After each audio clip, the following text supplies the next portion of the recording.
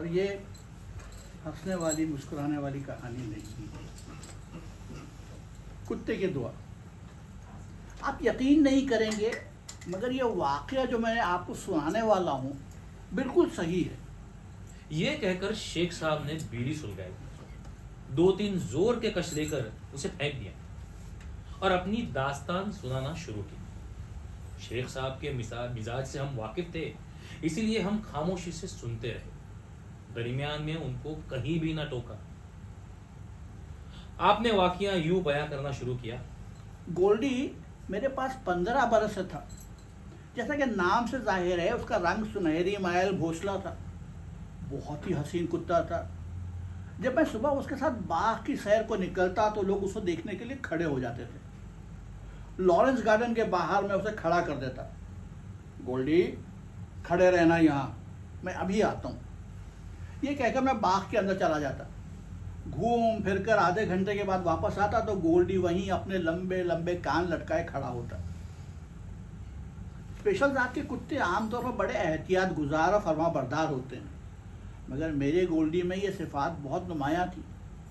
जब तक उसको अपने हाथ से खाना न दूं नहीं खाता था। दोस्त यारों ने मेरा मान तोड़ने के लिए लाखों जतन किए, मगर गोल्डी ने उनके हाथ से एक दाना तक न खाया। एक रोज इत्तेफाक की बात है, मैं लॉरेंस के बाहर से छोड़कर अंदर गया तो एक दोस्त मिल गया। घूमते घामते काफ़ी देर हो गई।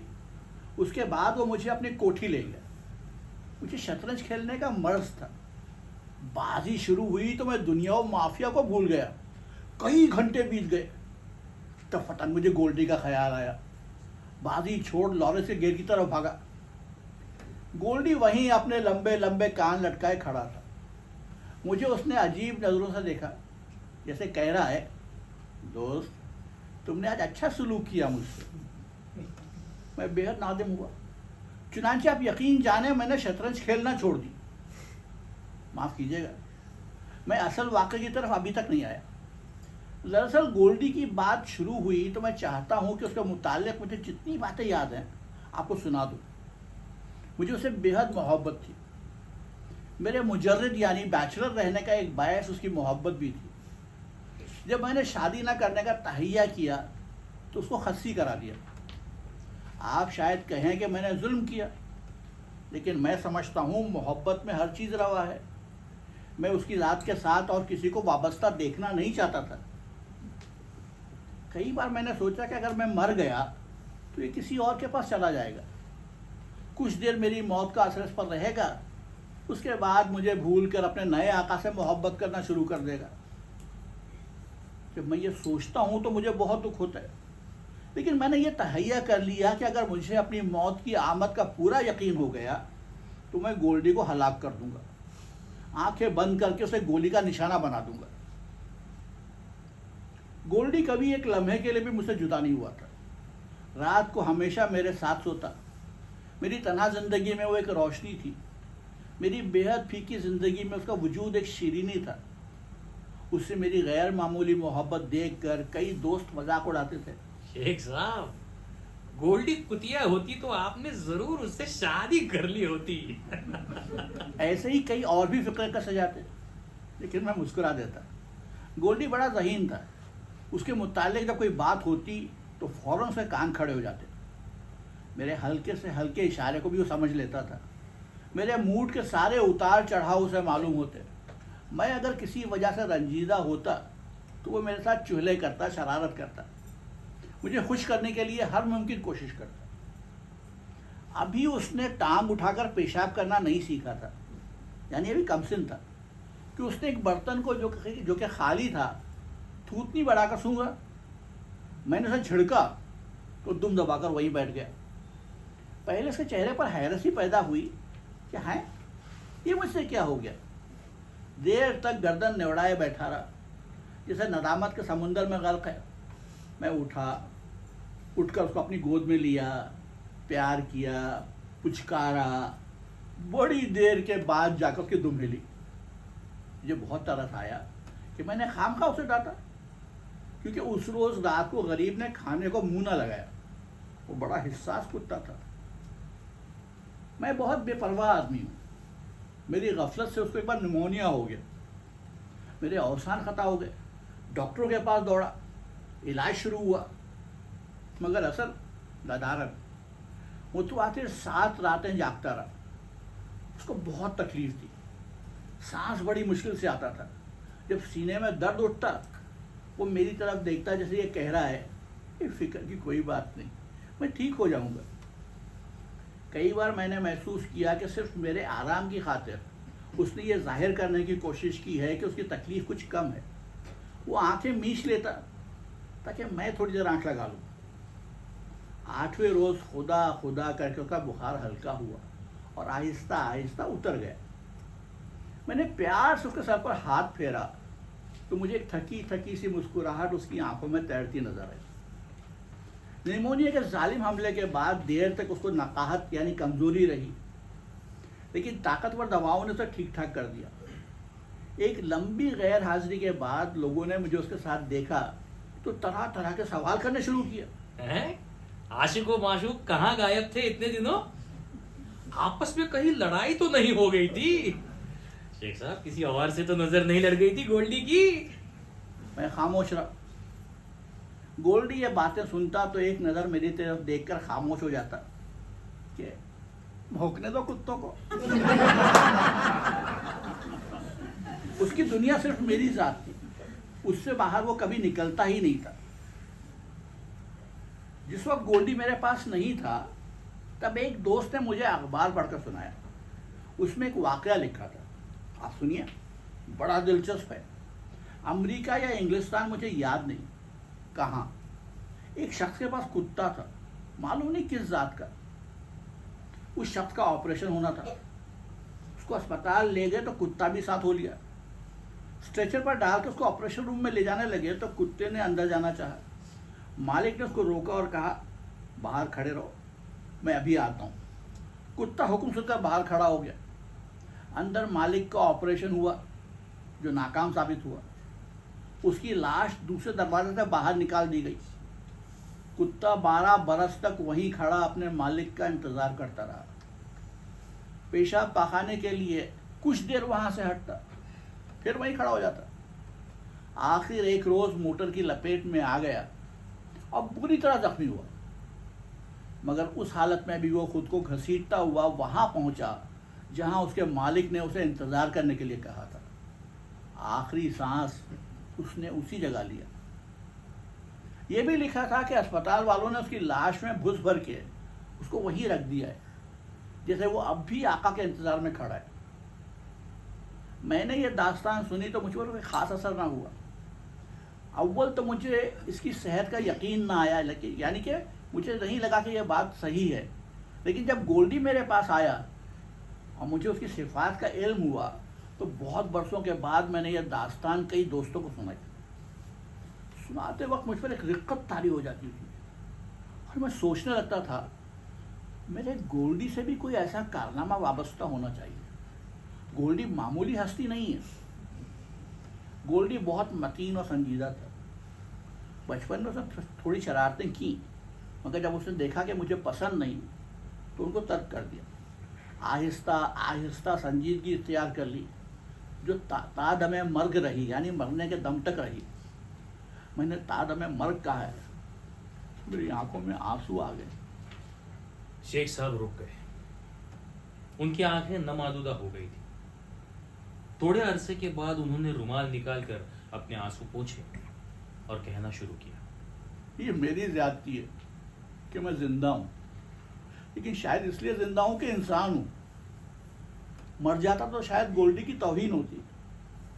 जब वो मरा तो रो रो कर मेरा बुरा हाल था, लेकिन वो मरा नहीं था, मैंने उसको मरवा दिया था। इसलिए नहीं कि मुझे अपनी मौत की आमद का यकीन हो गया था, वो पागल हो गया था। ऐसा पागल नहीं जैसा कि आम पागल कुत्ते होते हैं। उसके मर्ज का कुछ पता ही नहीं चलता था। उसको सख्त तकलीफ थी, जाकुनी यानी जान निकलने जैसा आलम उसमें तारी था। डॉक्टरों ने कहा इसका वाहिद इलाज यही है कि इसको मरवा दो। मैंने पहले सोचा नहीं, लेकिन वो जिस अजियत यानी टॉर्चर में गिरफ्तार था उसे देखी नहीं जाती थी। मैं मान गया। उसे एक कमरे में ले गए जहाँ बल्कि यानी इलेक्ट्रिक का झटका पहुंचाकर हलाक करने वाली मशीन थी। मैं अभी अपने नहीफ यानी कमज़ोर दिमाग में अच्छी तरह कुछ सोच भी न सका था कि वो उसकी लाश ले आए, फिर एक गोल्डी की लाश। जब मैंने उसे बाजू में उठाया तो मेरे आंसू टप टप उसके सुनहरी बालों पर गिरने लगे, जो पहले कभी गर्द आलूद नहीं हुए थे। ताकि मैं उसे घर लाया, देर तक उसको देखा किया। 15 साल की रफाकत की लाश मेरे बिस्तर पर पड़ी थी। कुर्बानी का मुजस्समा टूट गया था। मैंने उसको नहलाया, कफन पहनाया। बहुत देर तक सोचता रहा कि अब क्या करूं, जमीन में दफन कर दूं या जला दूं। जमीन में दफन करता हूं तो उसकी मौत का एक निशान रह जाता है। ये मुझे पसंद नहीं था। मालूम नहीं क्यों, ये भी मालूम नहीं कि मैंने क्यों उसको घर के दरिया करना चाहा। मैंने इसके मुतालिक अब भी कई बार सोचा है, मगर मुझे कोई जवाब नहीं मिला। खैर, मैंने एक नई बोरी ली, उसमें उसकी कफनाई हुई लाश डाली, धो धाकर बट्टे उसमें डाले और दरिया की तरफ रवाना हो गया। जब बेड़ी दरिया के दरमियान में पहुंची और मैंने बोरी की तरफ देखा तो गोल्डी से 15 बरस की रफाकत और मोहब्बत एक बहुत ही तेज तलखी बनकर मेरे हलक में अटक गई। मैंने अब ज़्यादा देर करना मुनासिब ना समझा। कांपते हुए हाथों से बोरी उठाई और दरिया में फेंक दी। बहते हुए पानी की चादर पर कुछ बुलबुले उठे और हवा में हल हो गए। बेड़ी वापस साहिल पर आई। मैं उतरकर देर तक उस तरफ देखता रहा जहां मैंने गोल्डी को गरक़े आब किया था। शाम का धुंधलका छाया हुआ था। पानी बड़ी खामोशी से बह रहा था, जैसे वो गोल्डी को अपनी गोद में सुला रहा है। ये कहकर शेख साहब खामोश हो गए। चंद लम्हात के बाद हम में से एक ने उनसे पूछा, लेकिन शेख साहब, आप तो खास वाकया सुनाने वाले थे। ओह, तो माफ कीजिएगा, मैं अपनी रौ में न जाने कहाँ से कहाँ पहुँच गया। वाकई ये था कि मैं अभी अर्ज करता हूँ, 15 बरस हो गए थे हमारी रफाकत को। इस दौरान मैं कभी बीमार नहीं हुआ था। मेरी सेहत माशाल्लाह बहुत अच्छी थी। लेकिन जिस दिन मैंने गोल्डी की 15वीं सालगिरह मनाई, उसके दूसरे दिन मैंने आधा शिकनी महसूस की, यानी पूरे बदन में दर्द महसूस किया। शाम को यह आधा शिकनी तेज बुखार में तब्दील हो गई। रात सख्त बेचैन रहा। गोल्डी जागता रहा, एक आंख बंद करके दूसरी आंख से मुझे देखता रहा। पलंग पर से उतरकर नीचे बैठ जाता, फिर आकर बैठ जाता। ज्यादा उम्र होने के बायस उसकी बीनाई यानी देखने की ताकत और समात यानी सुनने की ताकत कमजोर हो गई थी। लेकिन जरा सी आहट होती तो चौंक पड़ता और अपनी धुंधली आंखों से मेरी तरफ देखता और जैसे ये पूछता, क्या हो गया है तुम्हें? उसको हैरत थी कि मैं इतनी देर तक पलंग पर क्यों पड़ा हूं, लेकिन वो जल्दी ही सारी बात समझ गए। जब मुझे बिस्तर पर लेटे कई दिन गुजर गए तो उसके साल खूरदा चेहरे पर अफसुर्दगी छा गई। मैं उसको अपने हाथ से खिलाया करता था। बीमारी के शुरू में तो मैं उसको खाना देता रहा। जब नकाहत यानी कमजोरी बढ़ गई तो मैंने एक दोस्त से कहा, वो सुबह शाम गोल्डी को खाना खिलाने आ जाया करता। वो आता रहा, मगर गोल्डी ने प्लेट की तरफ मुंह न किया। मैंने बहुत कहा, लेकिन वो ना माना। एक मुझे अपने मर्ज की तकलीफ थी जो दूर होने में ही नहीं आता था। दूसरे मुझे गोल्डी की फिक्र थी जिसने खाना पीना बिल्कुल बंद कर दिया था। अब उसने पलंग पर बैठना लेटना भी छोड़ दिया। सामने दीवार के पास सारा दिन और सारी रात खामोश बैठा अपनी धुंधली आंखों से मुझे देखता। इससे मुझे और भी दुख हुआ। वो कभी नंगी जमीन पर ना बैठा था। मैंने उसे बहुत कहा, लेकिन वो ना माना। वो बहुत ज्यादा खामोश हो गया था। ऐसा मालूम होता था कि वो गमो अंधों में गर्क है। कभी कभी उठकर पलंग के पास आता, अजीब हसरत भरी नजरों से मेरी तरफ देखता और गर्दन झुकाकर वापस दीवार के पास चला जाता। एक रात लैंप की रोशनी में मैंने देखा कि गोल्डी की धुंधली आंखों में आंसू चमक रहे। उसके चेहरे से हिज़्नो मलाल बरस रहा। मुझे बहुत दुख पहुंचा। मैंने उसे हाथ के इशारे से बुलाया। लंबे लंबे सुनहरे कान हिलाता हुआ मेरे पास आया। मैंने बड़े प्यार से कहा, गोल्डी मैं अच्छा हो जाऊंगा, तुम दुआ मांगो, तुम्हारी दुआ जरूर कबूल होगी। ये सुनकर उसने बड़ी उदास आंखों से मुझे देखा, फिर सर ऊपर उठाकर छत की तरफ देखने लगा जैसे दुआ मांग रहा है। कुछ देर वो इस तरह खड़ा रहा, मेरे जिस्म पर झुरझुरी सी तारी हो गई। एक अजीब व गरीब तस्वीर मेरी आंखों के सामने थी। गोल्डी सचमुच दुआ मांग रहा था। मैं सच अर्ज करता हूं, वो सरतापा दुआ था। मैं कहना नहीं चाहता, लेकिन उस वक्त मैंने महसूस किया कि उसकी रूह खुदा के हुजूर पहुंचकर गिड़गिड़ा रही है। मैं चंद ही दिनों में अच्छा हो गया, लेकिन गोल्डी की हालत गैर हो गई। जब तक मैं बिस्तर पर था वो आंखें बंद किए दीवार के साथ खामोश बैठा रहा। मैं हिलने जुलने के काबिल हुआ तो मैंने उसको खिलाने पिलाने की कोशिश की, मगर बेसूद। उसको अब किसी चीज से दिलचस्पी नहीं थी। दुआ मांगने के बाद जैसे उससे सारी ताकत जायल हो गई थी।